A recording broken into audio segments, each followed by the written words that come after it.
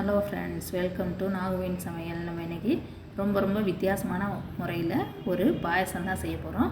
அதுக்கு ஃபஸ்ட்டு வந்து இந்த மாதிரி ஜெல்லி வந்து வீட்டிலே ரெடி பண்ணியாச்சு. அதை வந்து சின்ன சின்ன பீஸாக கட் பண்ணிக்கலாம். பாருங்கள் எவ்வளோ அழகாக வந்திருக்குதுன்ட்டு. இன்னொரு சைடு இங்கிட்டு ஜவ்வரிசி வந்து வேக வச்சுருக்கேன். அதுவும் நல்லா வெந்து வந்துருச்சு. 1/2 லிட்டர் அளவுக்கு பால் எடுத்து சூடு பண்ணிகிட்ருக்கேன். இன்னொரு பாத்திரத்தில் 2 டேபிள் ஸ்பூன் அளவுக்கு கஸ்டர்ட் பவுடர் எடுத்துகிட்டு அதில் ஒரு 1/2 டம்ளர் அளவுக்கு பால் சேர்த்து நல்லா கட்டி இல்லாமல் மிக்ஸ் பண்ணிக்கோங்க. நம்ம எவ்வளோ பாயசம் சாப்பிட்ருப்போம், ஆனால் இந்த மாதிரி பாயசம் சாப்பிட்ருக்க மாட்டோம். இந்த மாதிரி ஒரு தடவை ட்ரை பண்ணி பாருங்கள், உங்கள் பசங்க விரும்பி சாப்பிடுவாங்க. இப்போ பால் நல்லா சூடு வந்துருச்சு. அதுக்கு தேவையான அளவு ஜீனி வந்து சேர்த்துக்கலாம். இந்த அளவுக்கு சூடானதுக்கப்புறம் நம்ம கரைச்சி வச்சுருக்க அந்த கஸ்டர்ட் பவுட்ரு மிக்ஸை வந்து இதில் சேர்த்துடணும். சேர்த்துட்டு நல்லா கைவிடாமல் கிண்டிக்கங்க. ஏன்னா உடனே கெட்டியாயிரும் பால். அதனால் விட்டுட்டிங்கனாக்கா அடி பிடிச்சி போயிடும்.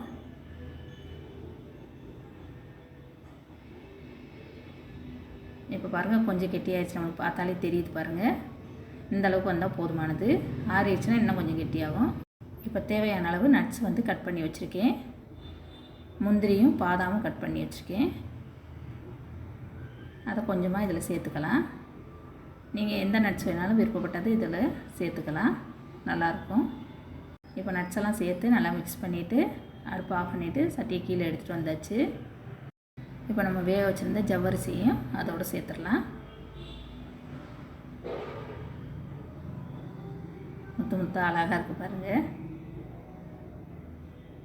இது கூடவே கொஞ்சமாக சப்ஜா சீட்ஸ் வந்து ஊற வச்சுருந்தேன், அதுவையும் சேர்த்துக்கலாம். இது சேர்க்காமலும் செய்யலாம், நீங்கள் சப்ஜா சீட்ஸ் இல்லைனாலும் பரவாயில்ல. இது கூடவே நம்ம ரெடி பண்ணி வச்சுருந்த ஜெல்லியையும் சேர்த்துடலாம். இந்த ஜெல்லி எப்படி செய்கிறதுங்கிறது வந்து வீடியோ எடுக்க மறந்து போயிட்டேன். கண்டிப்பாக நான் வந்து உங்களுக்கு இந்த ஜெல்லி செய்கிற வீடியோ வந்து அப்லோட் பண்ணுறேன், எப்படி வீட்டிலே செய்கிறது அப்படிங்கிறது. இதே மாதிரி வித்தியாசமான நிறையா பாயாச ரெசிபிஸ் வந்து நம்ம சேனலில் ஏற்கனவே அப்லோட் பண்ணியிருக்கு. தெரியாதவங்களுக்கு அதோட லிங்க்கு கீழே டிஸ்கிரிப்ஷன் பாக்ஸில் கொடுக்குறேன், செக் பண்ணி பார்த்துக்கோங்க. வெயில் காலத்தில் இந்த மாதிரி செஞ்சு சாப்பிட்டோம்னா ரொம்ப சூப்பர் டேஸ்டியாக இருக்கும்.